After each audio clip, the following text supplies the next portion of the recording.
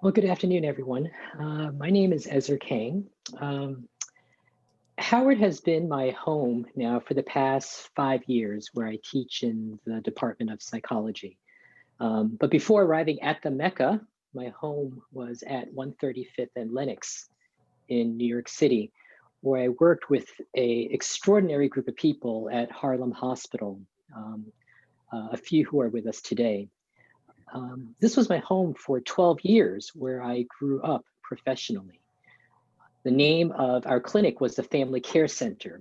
It's a spot on name because we were, in the truest sense, a family, a ragtag group of providers such as myself and a unruly bunch of beautiful misfits who learned about life with the virus that they were born with, a virus acquired from birth. A kid once said to me, Kang, I'm tired of being asked what it's like living with HIV. Hell, I don't know what it's like not to live with HIV. Well, many of these children are now adults, grown ass adults, as many would say. And I decided to bring the gang together for a reunion of sorts this afternoon. And I know what many of them are thinking. They're thinking, Kang, you have a sorry sense of nostalgia if you call this a reunion, being a panelist at a conference. Well, I think this is the perfect venue because reunions are all about catching up with stories, old and new. And I believe our guest panelists all carry stories of where they have been, where they are today, and where they see themselves going. Stories that renew and remind the storytellers, as well as the listeners, of the messiness and the triumphs of living with this godforsaken virus. So for the next 45 minutes, I'm going to catch up with Cindy, with Akina, and with Victor, who I watched grow up at the Family Care Center, and to see where their lives have taken them and lessons that they have learned, the easy as well as the hard way. We will then invite all of you to join our conversation for the last 30 minutes of our time together. So, shall we begin? Victor, Akina, Cindy. Cindy, it's good to see you. Glad you're able to log on. Can you hear us okay? Cindy? All right, we were having some technical difficulties initially. But Cindy, I'm going to assume that you are able to join us and hear us okay. But Victor, Akina, Cindy, I am, like I said to you different times, I am delighted that you were able to join us today. But before we kind of jump into it, we kind of talked about this as pretty much an unconventional panel where we're going to have a conversation like we always have. And I know that the four of us haven't really had a conversation together for quite some time. But before we get started, can Vic tell us who you are? Good afternoon, everyone. So my name is Victor Reyes. I'm 31 years old. I'll be 32 in April. I'm currently a resident of the District of Columbia, Washington, D.C. I've been working in education for over 10 years. I currently work at a private school as an assistant teacher here in Washington, D.C. And I've known these guys pretty much my whole life. I've known Dr. Kang since I was about 8 years old. I've known Akina and Cindy since we were very young. So we all go way back, way back. Great. Well, it's great to have you, Vic. Mhm. Akina, good to see you. Good to see you too. Hi, my name is Akina McCarthy. I am currently 25 years of age. I'm a resident of the Bronx. So I'm a Bronx native. Um, I've been what? I'm currently working at Harlem Hospital. So ironically enough, I work at the same clinic that I receive services from. So yay, now I'm an employee. And I no longer receive services from there because I'm 25. So they put me out on the adult side. But yeah. Um, and I've known Victor for like forever because he's been my counselor, and Dr. Kane has like known me since like 6. And I've known Cindy forever because she's also been my counselor. So yeah, and I guess we attend the same clinic together. And that's it. So I told you this is going to be a reunion of sorts. Good to see you, Akina. Good to see you too. Cindy. Hey, Cindy. Cindy? All right, we're going to have Cindy kind of join and introduce herself as she, as we continue. But one of the first things I was curious, and I wanted to, the first question I wanted to pose to all of you is, what has been the biggest surprise as you approach adulthood, living with this virus?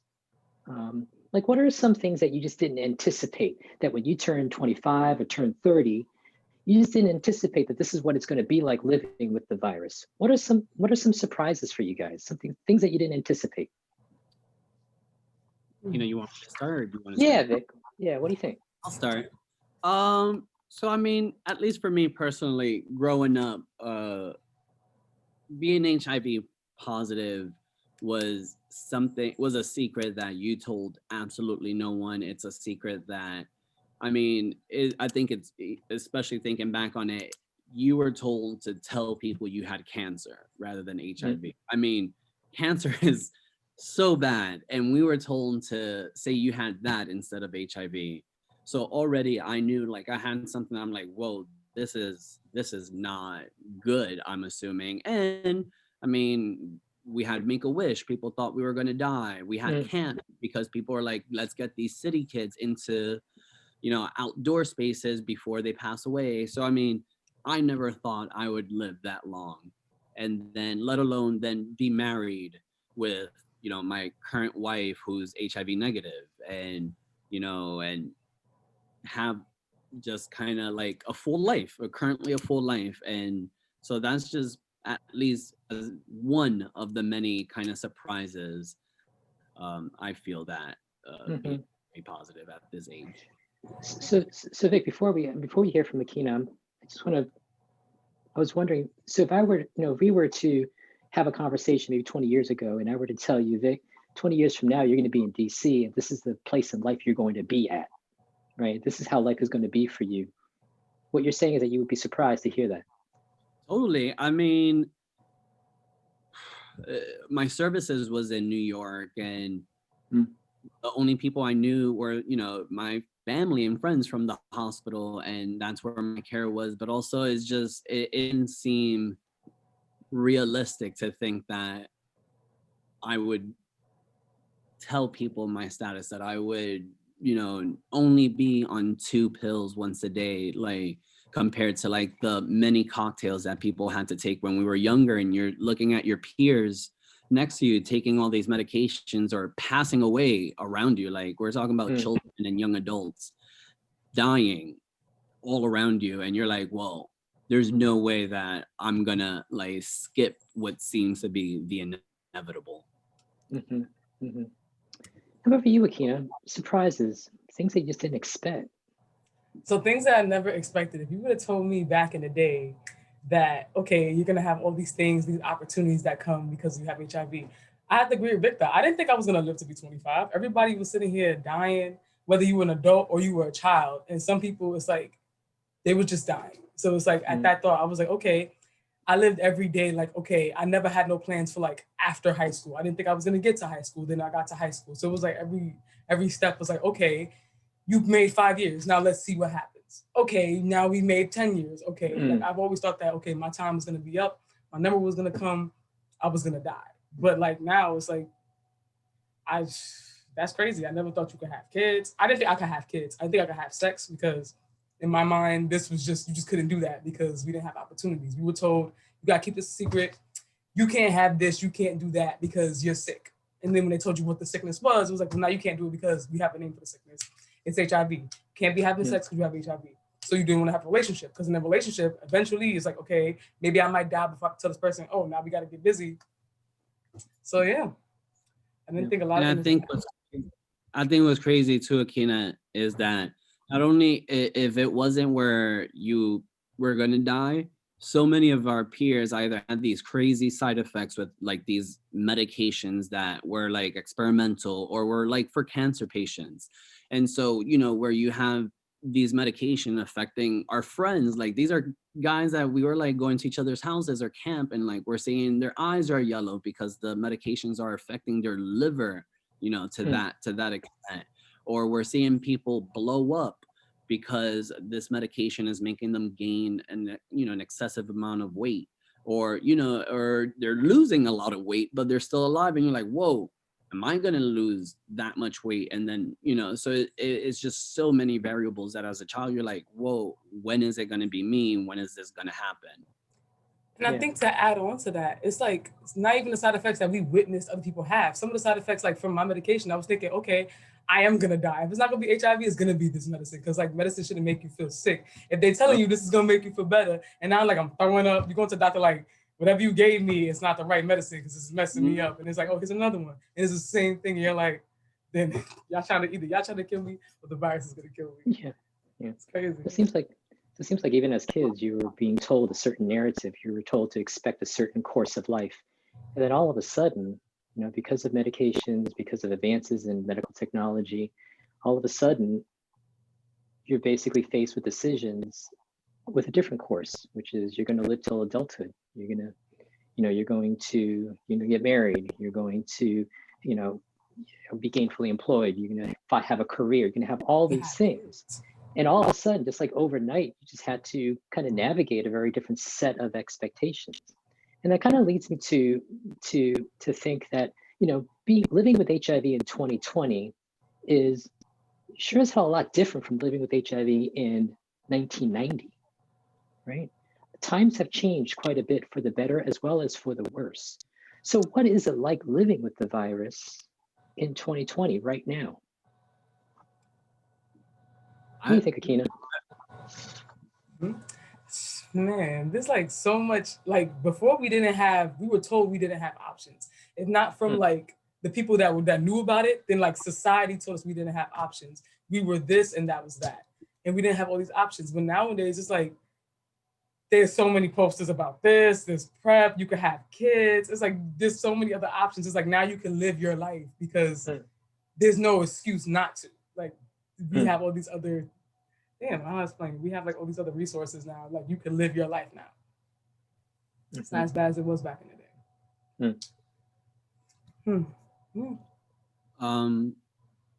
I don't know. I would say it's good and bad. I would say it's frustrating. You go from an era where we had to hide it. We had to be so cautious and have all of these things because we knew the stigma. We heard it from our friends, from our family that didn't know our status, that said, you got the HIV, or yo, you got that shit, or yo, I know this person from the building who I heard got HIV or whatever. And you're hearing this like, fuck, like, I better keep my mouth shut before they find out I got it.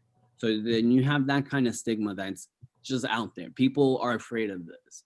So now everyone wants to act educated, and like, there's the commercials and all of this, like Akina's saying, but it doesn't change the actual thing. People are still talking just like they were talking 20 years ago or whatever the case may be. Like these same, just like stigma, the stigma changed, but it's still so identical. It's just formed in different language, or it's just, it looks different because it's they're saying it behind you, or just, it's just so different because it's just, people aren't in your face, I guess, dying the way that they were in the early 90s, late 80s. So I mean, to me, that's where the difference, that's to me is just the frustration that you think it's different because it's 2020, but it just feels the same sometimes because the stigma still feels the same. You have to remind people that like the same people that were sitting there pushing that exact same stigma back in the day, those people had kids. And what do you think they told their kids? And those kids had kids. What do you think they told their kids? So some stigma is like literally generational, because the first place you learn anything from is from the house. So word of mouth. And then the next thing you learn from the streets. And if you walk up and down 125th, the conversation is always going to be different from what you hear. Well, and especially being of color, like how did you get it? If you're of color, it's probably through drugs or probably through sex. I mean, if you're white, it's probably, through blood transfusion or sex. I mean, depending on the race, people are already trying to figure out how did you get it, or Mhm. It has to and be then worse if you're a guy. and then it's the racial stress behind it, because then it's like, damn, like now people are gonna think that I got it, being a druggie or something. Like you're just always going to be put in a certain box based off of how much information they're getting from you. Yeah. It's sort of like, when people used to say, hey, listen, if someone saw me as a Black kid saying I'm HIV positive, I'm 6 years old, they're going to assume certain things. But this 6-year-old Black kid is going to grow up to be a 26-year-old Black man. And if you're saying for a 26-year-old Black man that you're HIV positive, they're not going to make certain assumptions that you were born with the virus. They're going to make other sets of assumptions that are going to make them hate on you in a certain way, right? I mean, Vic, both Vic and Ken, both of you kind of started to talk a little bit about, how stigma unfolds differently in 2020 versus in 1990. That in some ways it feels different, it sounds different, and it's received differently, but at the end of the day, it's still there. Hate's hate, right? So in some ways, it's easier for someone to just overtly tell you that they're hating on you because, oh, you got this, you got this virus, you're dirty. But it's another thing for someone to think that in their mind and to treat you a certain type of way without explicitly telling you that. In some ways, it's perhaps much easier for someone just to say it to your face so that you can easily dismiss them, right? Yeah. But I think both of your points are spot on in terms of like stigma has changed in terms of how it looks. The flavor of it seems different, but it's still there and it's affecting you differently because now you're receiving it as an adult. Cindy, I see you. Can you hear us? Yes, I can hear and see everybody. Can you hear me? Not at all? Can you hear me? I can hear you, Cindy. Cindy, I got to get me one of those headphones. That's all I got to say. But Cindy, Thank you. Quickly introduce yourself. Tell us about yourself before we kind of continue on with this conversation. Hello, everyone. I'm Cindy Ebanks. I was born positive, but I found out with my whole family in 1995. I was about 7 years old when that happened. And I've been very hard hit by stigma throughout my life. Even as an adult, I wish people would just straightforward tell me they didn't want to be near me because of my status, but instead they hug you and talk behind your back and isolate you and beat you down in a way that you really don't deserve, that no one deserves. So I appreciated listening to everybody. I'm so sorry for my difficulties, but it's the truth. Stigma hits hard.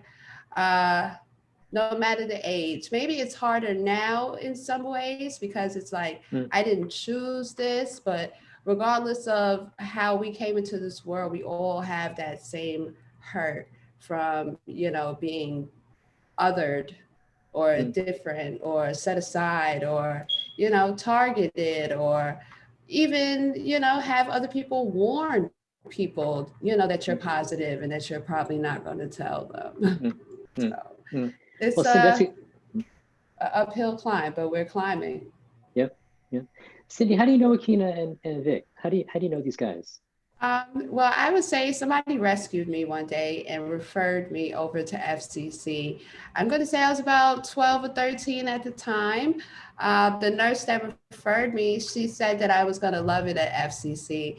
And I didn't have an understanding of what she meant by that. But to this day, like, FCC is home and I feel the most at home with you guys. The teen group, girl, remember that teen group when we met on the 17th? Yes. And that's the first time. The DOT group. One thing that always stood out with about the FCC team was that you guys were special and that you really did care about our progress. Everybody remembers Liquid Kalitra and the fact that the staff all got together and tried it because they thought we were crazy. So it's been a beautiful journey. Yeah. So I told you guys this is going to be a reunion. Well, it's great having you, Cindy. Cindy, what you were saying in terms of how kind of like stigma hasn't really changed a whole lot, that kind of leads me to my next question, which is, we talked a lot about the progress.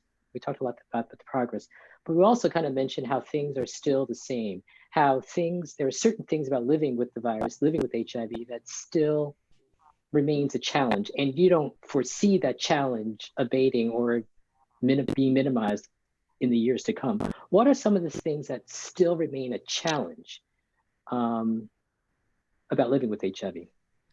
And something you don't expect. Acceptance, that will always vary. How somebody receives, the truth of my story and, where I am in life, that will always vary.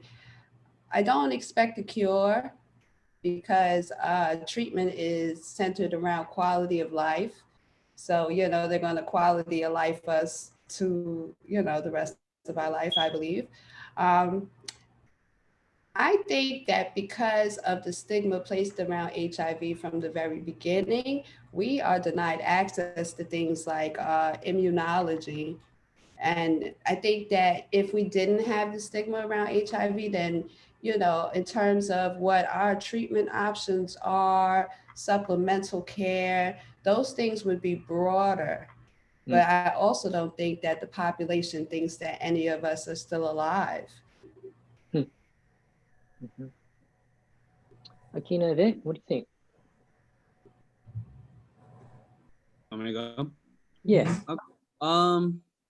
I think a challenge, and it's kind of in the same breath as what Cindy was touching on, is it just feels unfortunate, just kind of in the age of supreme information at your fingertips. At your fingertips. So much stuff.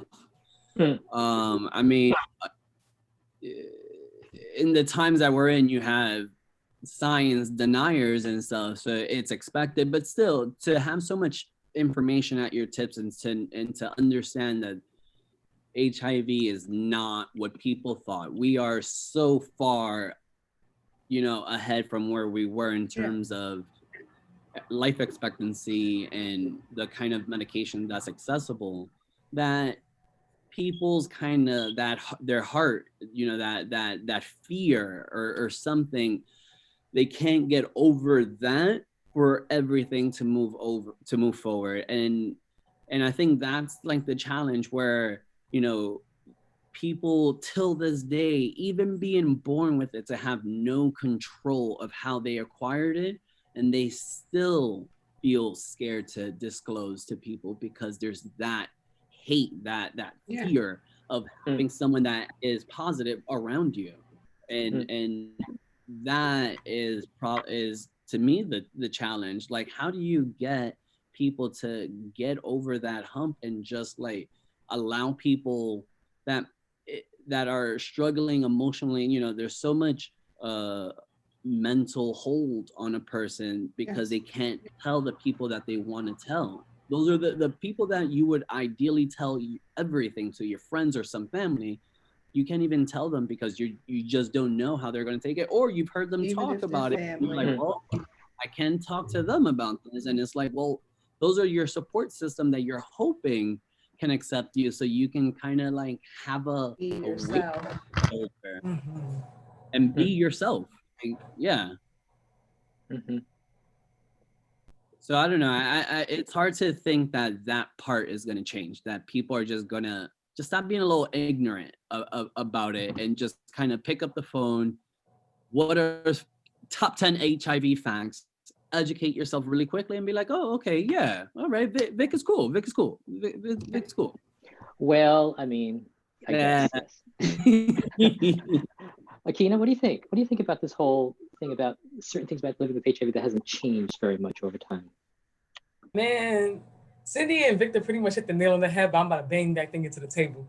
It's like, they're right. It's like, you look, being born into this world, regardless of your race, your creed, or whatever the heck, whatever you're born into, you carry that. Like, there's always a stigma behind whatever you're born into. Being born Black, you have that type of stigma that, because some people don't like you because the stereotypes that's there before you even got here. There were stereotypes that came out about HIV when HIV came out before we even got here. And then we got born into this thing, and all of a sudden, it's like we took on those stereotypes. And the sad fact of the matter is that we do live in a day and age where people have information, but they're going to choose to ignore that. Why? Because I don't like certain people in life. And history or whatever the heck people have told me that these people have HIV.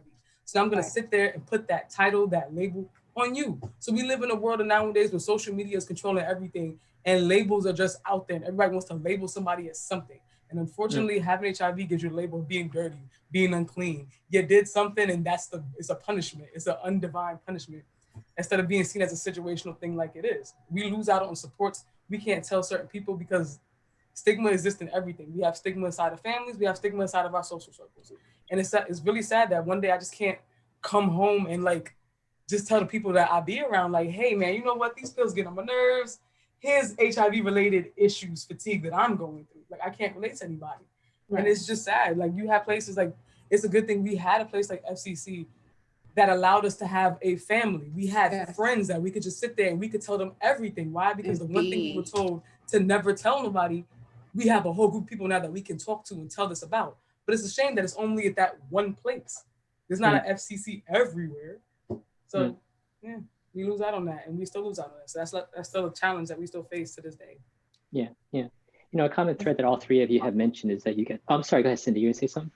I wanted to say that I think in some ways the media failed us.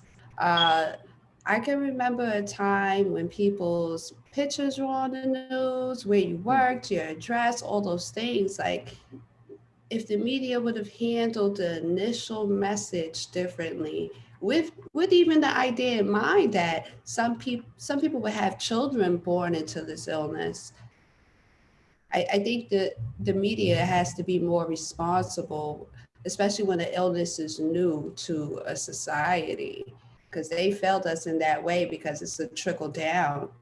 Mm-hmm. Mm-hmm. I know some people have said that they've actually gone off of social media because just as easy as you can have access to information that can help, you also have you also have information that can really mess you up in terms of character assassination or just things that are being told about you circulating within certain networks. So it is a double-edged sword of others. They put the Ghostbuster symbol on your face and everything, just put you on a website, and it's like all of a sudden now people are sitting here, and the internet you put anything up there and like random people could judge you, but now random people are judging you for something that like you have no control over. It's like, come on now.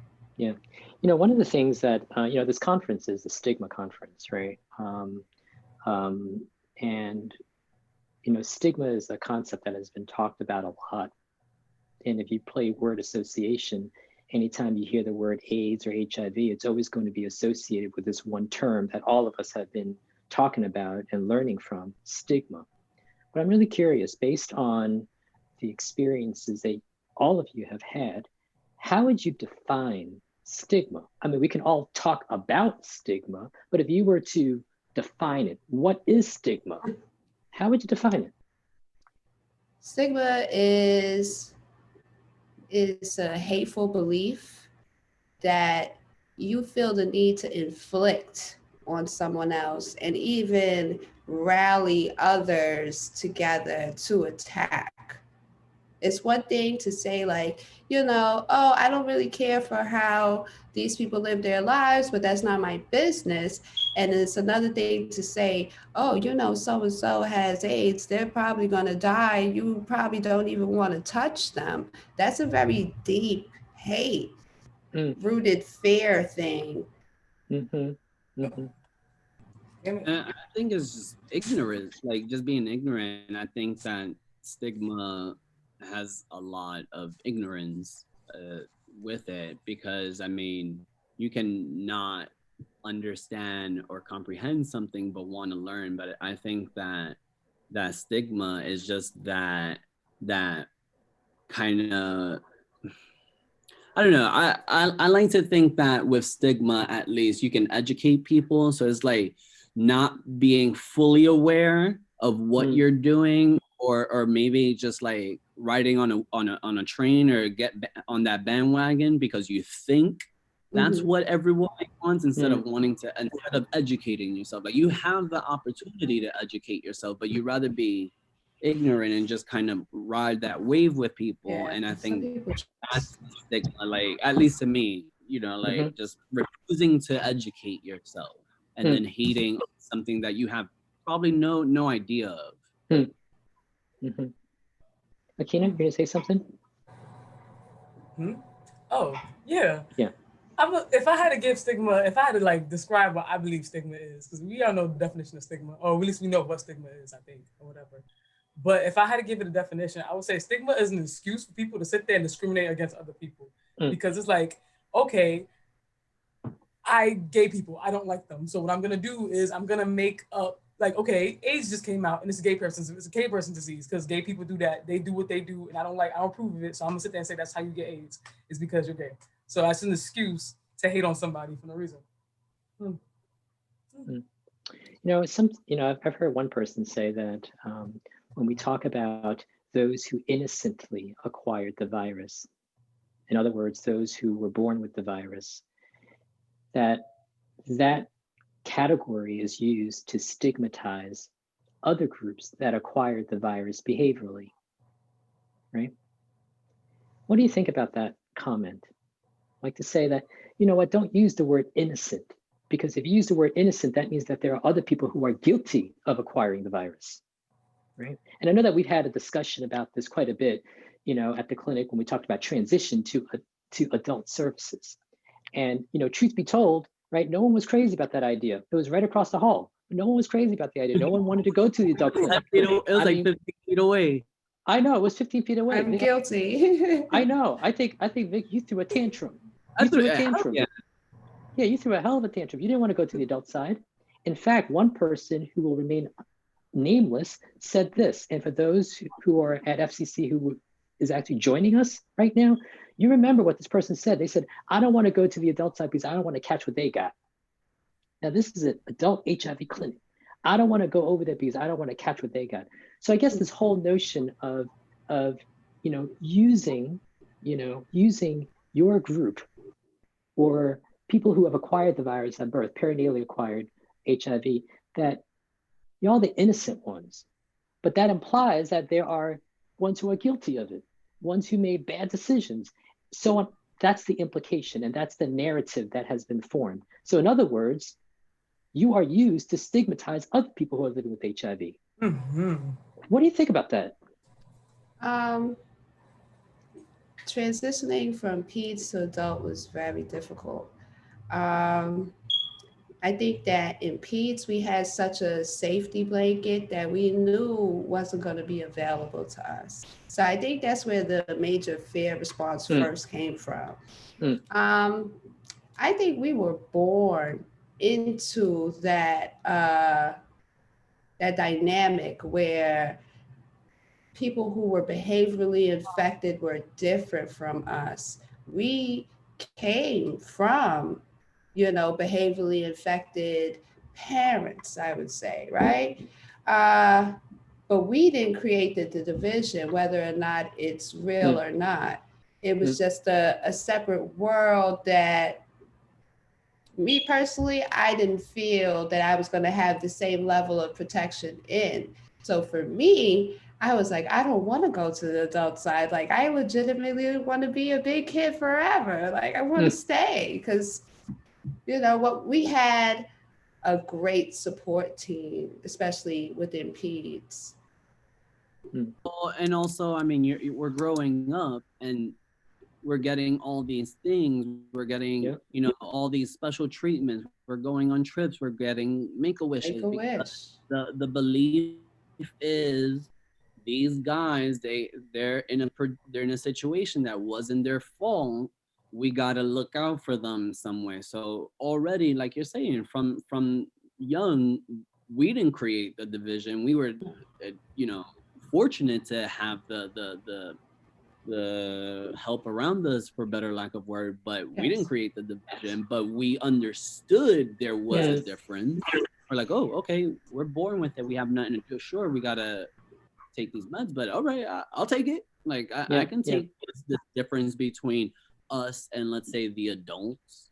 And plus, at least some of the people I know, I saw them in the street, doing drugs and stuff like that, or slumped out on 125th, and then you see them in the adult clinic getting services. You're like, fuck, like, I'm going from a situation where I've been protected in Mhm. pediatrics. I've been told that, hey, this is not your fault, and you need to remember that so you can continue to take As you care of go. yourself as you grow. To then go and decide that you're just lumped, you're all the same now. You just like them, and you're like, I'm not Like a though. resistance. So I think that's definitely also was just hard. It's hard. Anything to add to that thread? Oh yeah, sure. To add on to that, like pretty much we experienced the same thing. I had to talk about it from like the view of what you call it, of also attending this clinic and also working this clinic. So like while attending this clinic, the adult side was the worst side you could possibly go to. Reason being, you didn't want to be You confused. know with this is being recorded, right? You know this is being recorded, right? It's all right. It's all right. It's all right. Because I'm talking as my just- experience before I worked at this wonderful establishment. But the adult side was one of the worst sides you could possibly go to, because you would hear before we were told what we had, we heard about the type of people that get HIV. We heard the stigma. So in our minds, those people over there, that's what they were there for. We didn't know they were there for the same exact services. Then we realized that was the same exact services. We were like, that's not us. We shouldn't have to get to go over there. All right, going over to the adult side, this is before I transitioned, and talking to the adult patients, they looked at our side feeling bad. Like, okay, I know I messed up my life, but looking at you kids makes me feel bad, because one of y'all could have been my kid. That could have been, I could have did that. Like, they feel really bad about that. So it's like, when I finally transitioned, it's like, it's really sad, because people sit there and they will sit there and they will tell you as well, oh, you didn't deserve this. And it's like, you didn't deserve it either. You like, you have to, the same thing they were telling us at a young age, don't be so hard on yourself. It's really sad, because when you get to a certain adult's age, we were lucky enough to like not acquire it behaviorally or whatever the hell. And when we get to that age, if we go somewhere else for services, say if we didn't go to FCC and we didn't have that exact same foot ground, if we didn't tell somebody how we got HIV, we would get the exact same stigma. And it would when doctor asked Nasty. me, my kids can't hang out with you anymore. Yeah. Can't use my soap or my fork. It's horrible. My doctor asked me, oh, so how did you get it? That was the first time, because was my first move. So I mean, the fact that I was taken aback. I'm like, what do you mean? How? What? And so I was like, what do you mean? She's like, how did you get it? I'm like, I was born with it. She's like, oh.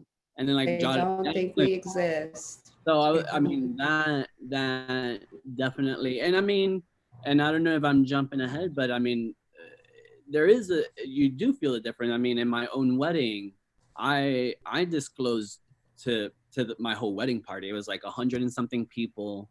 Kang was there, and is something that I felt was important, because there was friends and family, so it was people that weren't direct family, but I just felt that it was just important, because if something ever came out, I wanted to control my own narrative.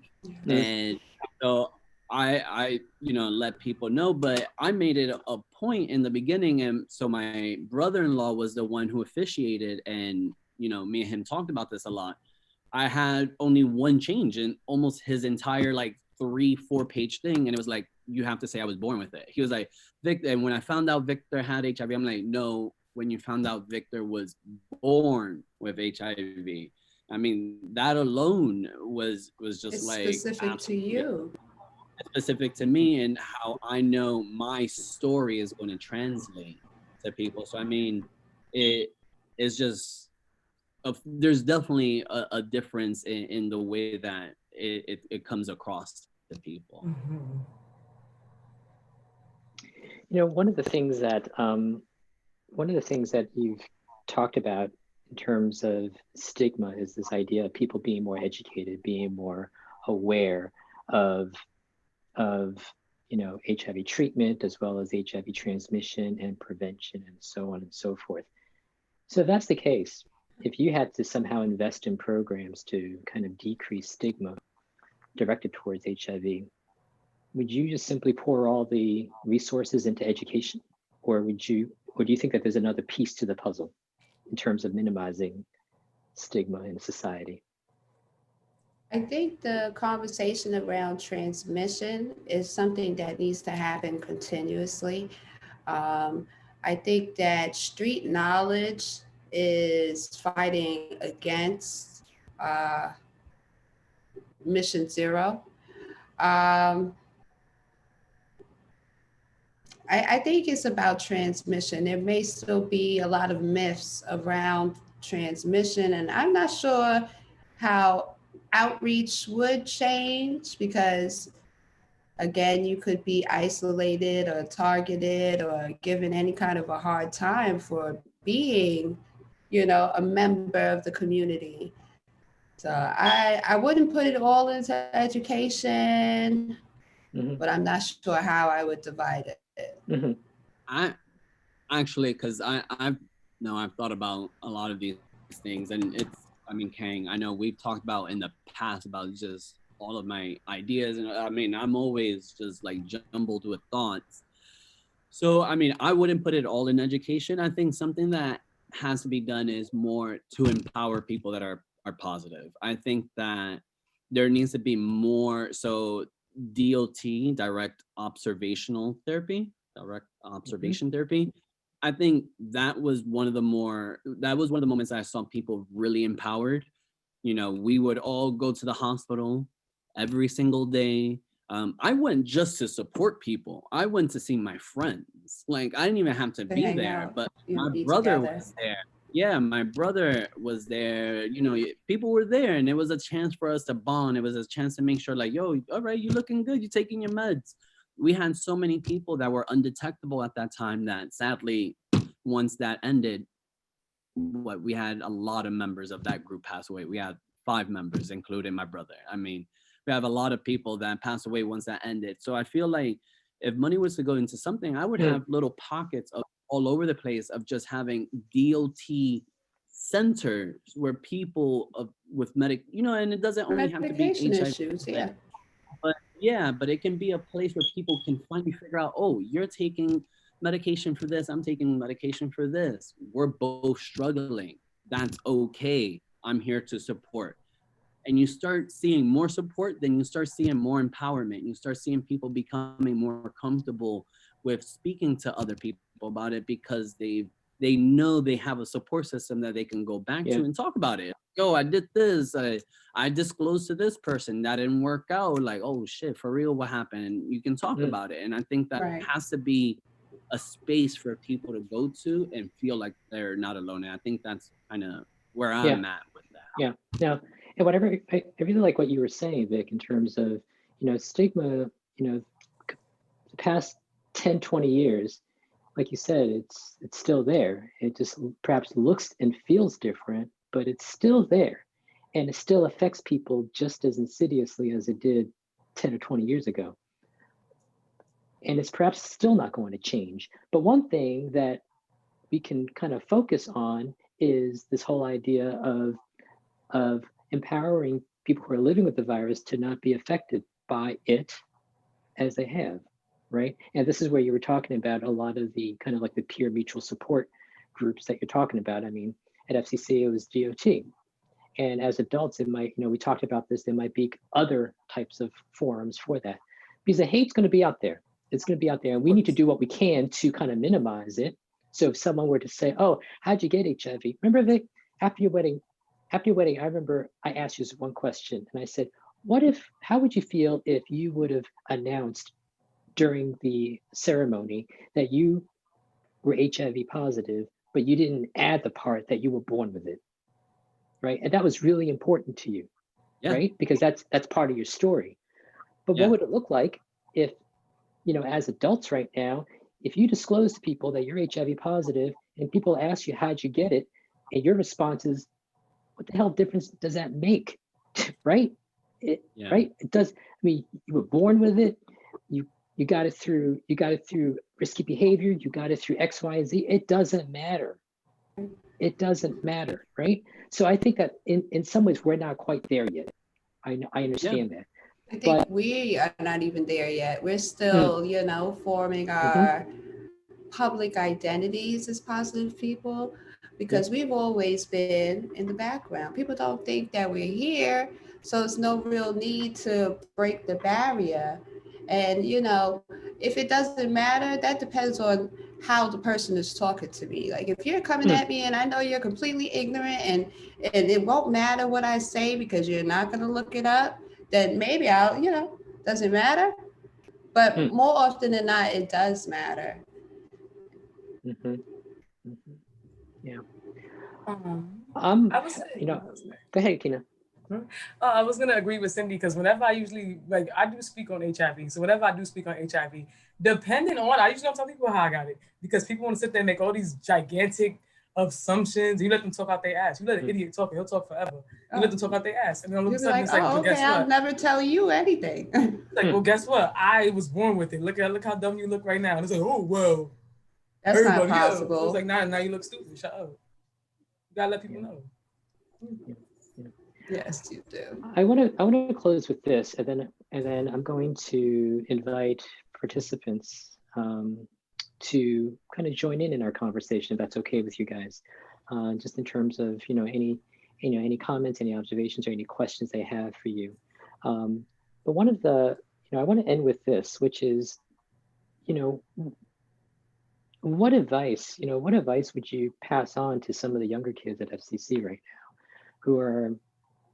who are kind of wondering what the future holds for them? I mean, based on things that you have learned, both the hard and the easy way, what advice would you give to younger kids who are living with HIV right now?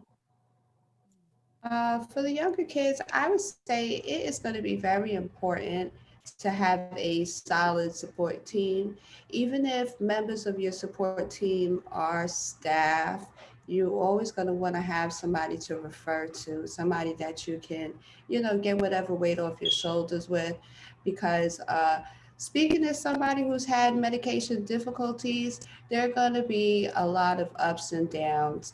I think that especially in the teenage years, you start wanting to fly without any kind of safety net, and you might experiment, what it means and what it feels like to be off of your meds.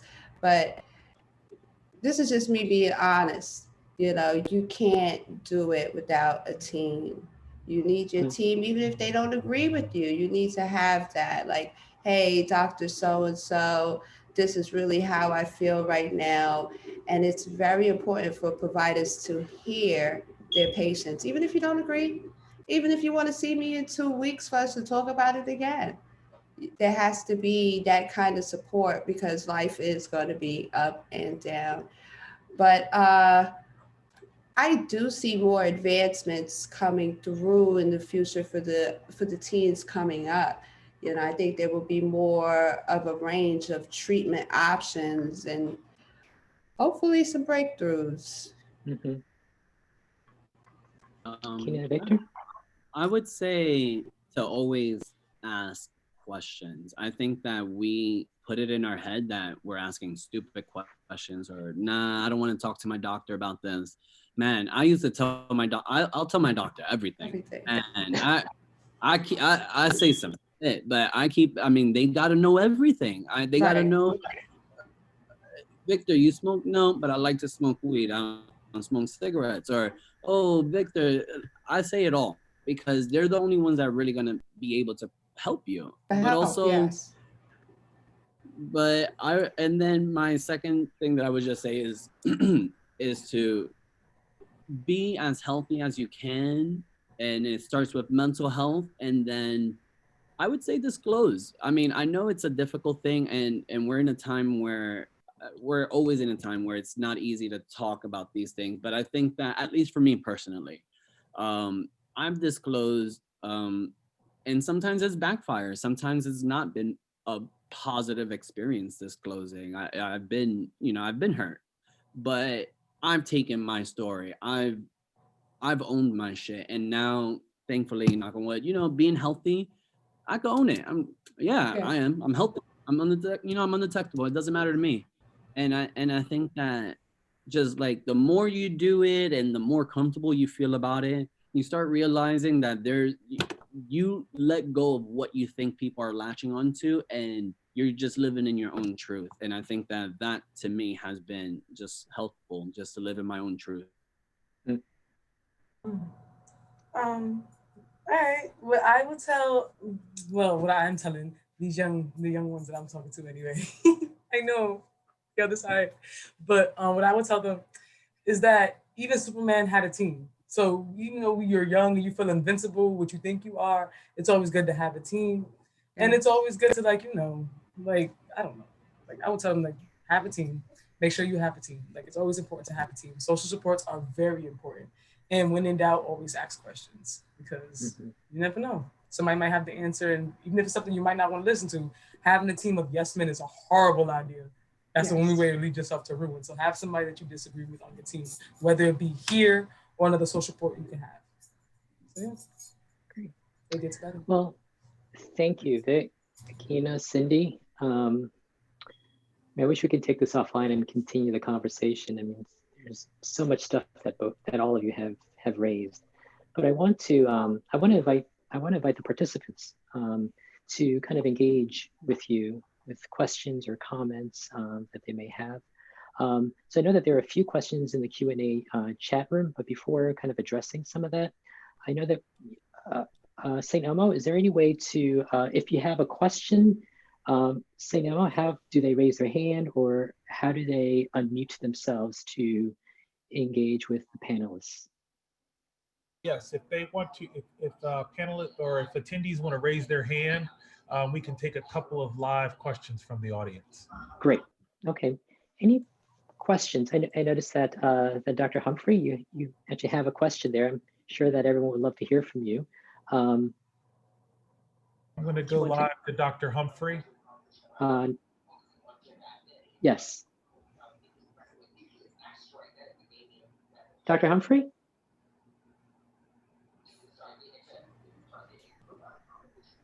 Okay, as we wait for Dr. Humphrey, are there others? Questions? Comments? Do you want us to answer the Q&As? Like just well, I just want to see if anybody wanted to unmute themselves and to ask any questions, just to engage with all of you.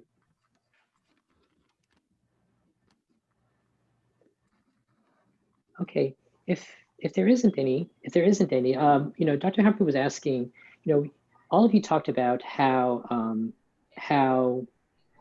you would like to see the same type of support that you've received as children at the Family Care Center at Harlem Hospital. And somehow the wish is to kind of have that follow you as you transition into adulthood, right? So I think the question is, as adults, how do you find relationships that are supportive as adults? You can go out and make them. I mean, like, I've been surprised by some of my friends who sit there and like we watch Temptation, so they'll be like, "Yeah, that's what that whole get," and I'll be like, "Hey, so I have HIV," and it's like, you know what? You people need all the support you can get. I understand. It's like, really? So you never know. The people that I disclosed to, some of them were like lifelong friends of my wife, and so they were at the wedding, and since doing that, like I'm really close with one of them, and he'll ask like, "Yo, how you doing?" And I mean, I didn't even disclose to like my childhood friends or some friends that I've had in New York, that I party with, that we got into trouble together, and they don't even know. And then to have someone that, I just happen to tell, and he checks in, or he's like, "Yo, I don't really know anyone that has it, or at least you're the only one that's ever told me." And, just know, I'm always here if you need something or whatever. And I think that we forget that there's probably friends that if we decided to do it, because it is a big step, but if we decided to do it, more likely than not, they would accept us. And I think that is just kind of taking that leap of faith in people sometimes, and build and making the relationships yourself for your own sake. Cindy, any thoughts along that thread? For me, I've been through major confidentiality breaches. And in the past, I could honestly say that I never thought I would survive like mentally and emotionally, if everybody knew. But I'm working on it. But there's nothing we can do about it. So it's like at some point you have to come to it. It is what it is kind of situation. And if someone is increasingly and ignorant, then that's their choice. And it's probably nothing that you could say or do. And you should just remove yourself when it's not right, as safely as possible. Just, because. We talked about how to form new relationships and kind of within personal circles, but there's also a huge concern in the field about this whole transition process, being able to transition to adult providers.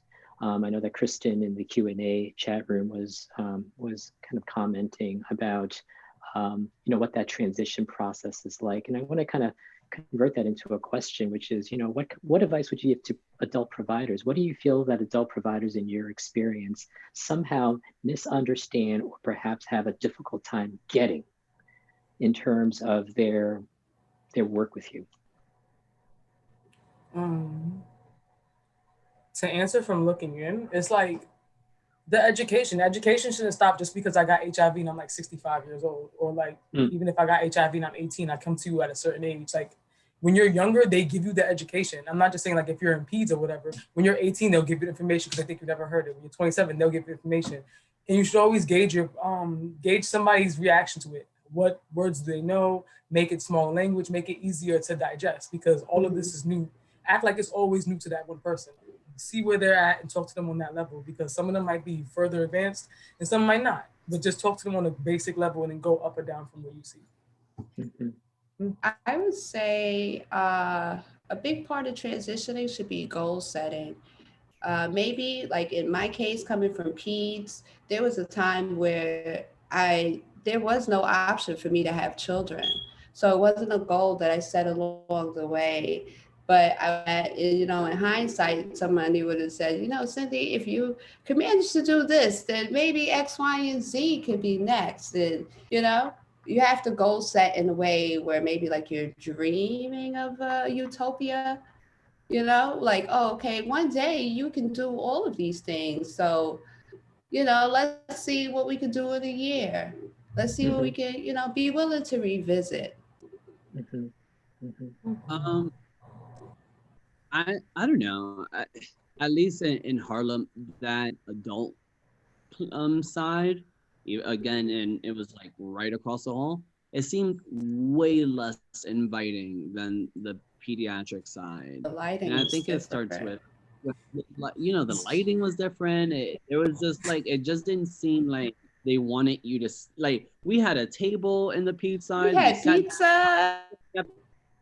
Like, sure, like if they're not going to provide food, but if they had a table where you can just converse with each other and congregate or something. And then the groups that we were told to join right away, it was like pretty wide range in ages. And so you're sitting next to like this guy who's going through a really tough period, and he's like 45, 40 something, and it's just so many ages. And it was like, if it was a transition group of 18 or 21 to 29, I don't know, but if there were like smaller groups that transition together or something where it still made it like it was a family, where I'm like, okay, the transition group of 2020 or the transition group, I don't know, like if there's a way, like a graduation. Yeah, like a graduation almost, like make it feel special that you've made this milestone to the adult side. And that milestone. And it is a milestone, exactly, Cindy. And then set those goals in your new, for your milestone, for your next milestone or whatever, instead of making it feel like, boom, you're on to the adult side. I hope it works out. We'll never see you again. Not that that's the truth, but that, I'm like, what do you mean? Like, so I don't know, those are some of the things that I would say, like, maybe it would be easier to transition. Yeah. I think it's also important to kind of, oh, sorry, go ahead. Oh no, I was gonna say like what Victor just said with the lighting, everything looks different. So it's like, unfortunately, when I was transitioning, we didn't have transition groups. I heard you guys had that. You had the luxury of having a transition group, but it's like they could do transition groups like with the younger the ones who are about to transition, have them meet their provider, or like, you know, the little the first visit with the provider, not just go be sent over there. You don't know what your doctor looks like, but you know her name. And it's like, okay, Have when this had a mystery person comes out, conversation. like have that conversation. And also have more of the adult staff on the other side meet with these patients, because it's like the adults go over there, they sit down and they wait for their appointments. At some point in time, they're going to need to meet these certain peoples. If they're going to fall from their meds, they're going to be in this program. If this is going to happen, they're going to be in that program. But they should meet more of these people. More providers on the adult side should take it. Like, I guess like it takes 15 seconds to say hi, and people always remember that, and it looks like you care. Like the whole difference between why we didn't want to go over there in the first place was because they didn't have like the The staff that tender we love had. and Our care. staff was hands on. Granted, we were smaller, so that's understandable. But it's like when you come out in the beginning, say hi, acknowledge the patients. People see that, it feels warm, it feels welcome. It doesn't feel like I'm just a clinic. They don't want me to be here. Change up the Right. I lighting, don't make want to be both here. sides look like kind of the same. I get the P side will always have toys, but make sides look both kind of the same. So when they transition, it's a familiar environment, at least. I like that.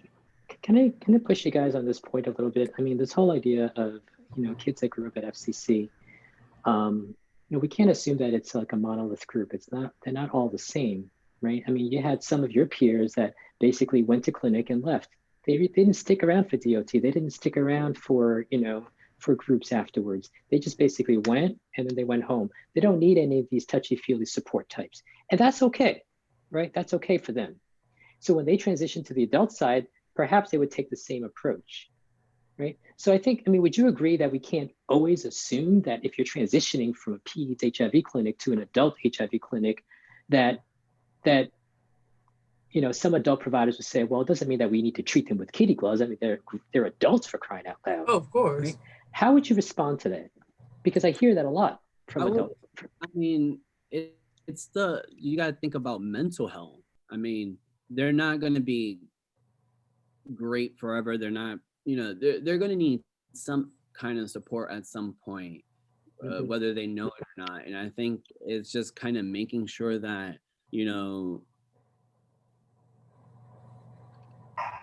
I don't know. I think it is the mental health aspect when it comes to that, and recognizing that you're gonna put up an armor. Like, I'm always laughing and I'm always having a good time and stuff, but you know, I'm always kind of feeling down and stuff like that. Like, I lost my brother 2.5 years ago to HIV. Like, you know, and so and I go to my clinic and I'm in and out. There's no friends, there's no nothing, but you know, it kind of sucks because I'm not built. I don't even have a relationship with anybody, and like, I'm not gonna see it, but it'd be nice if it was there. Like, I don't know.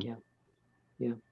And this is especially true if you kind of grew up at FCC with mental health providers or with people that you talk to, and then you kind of, yeah, exactly. You're kind of used to that. And you know, that style of working is completely different than the adult side, and that takes some adjustment. Yeah. I was going to say that we may just have to ask patients specifically, like, what are you looking for from this next level of care? Do you want a hug when you come in?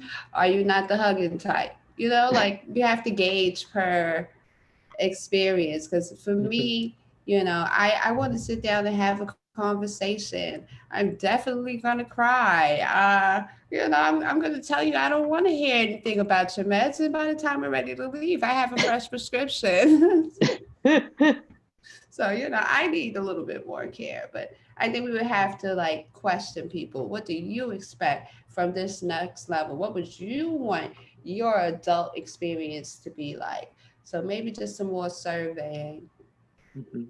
That's another thing too, because it's like, I've always said that they should have more groups with like, say like with like the wide age range. And I know people hate the wide age range, but I'm like, the wide age range could do so much more benefits. You have somebody right now who's young and struggling, and somebody who's old, like, I did that before, so let me give you these little nuggets of wisdom. And that could help. But then it's also like, the worst part about being on the adult side is the fact that you don't know anybody when you go over there. Granted, not saying that every time you come to clinic, you're going to see your little buddy. Y'all going to link your appointments around each other so y'all can meet up. But it's the same level of support. You know, if you go there, you're going to see so-and-so, not like the social worker. You know the social worker. That's Miss So-and-so. She says hi to me every time I come here, regardless of an appointment or not. You feel that level of comfort, like you want to be here, like you want to receive your care there. So that can help. Do you have any closing comments or closing thoughts just to wrap things up before we end?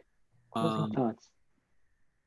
I would say, just because I'm looking at Jarrell Edwards' kind of question, it was like, if a loved one that's positive and you give your full love and support and let them know that you're not leaving them, but they still feel alone. That one, just for me, and I brought it up just because it hit a chord with me. Obviously, Kang, we talk all the time, and Eric passing away, my brother, fucking sucks. But he was just hard-headed. He made his decision. He knew how much people supported him and loved him, and he had a mental hold on him, and that he couldn't get out of. And he was stuck. And sometimes people you're not going to get them out of that.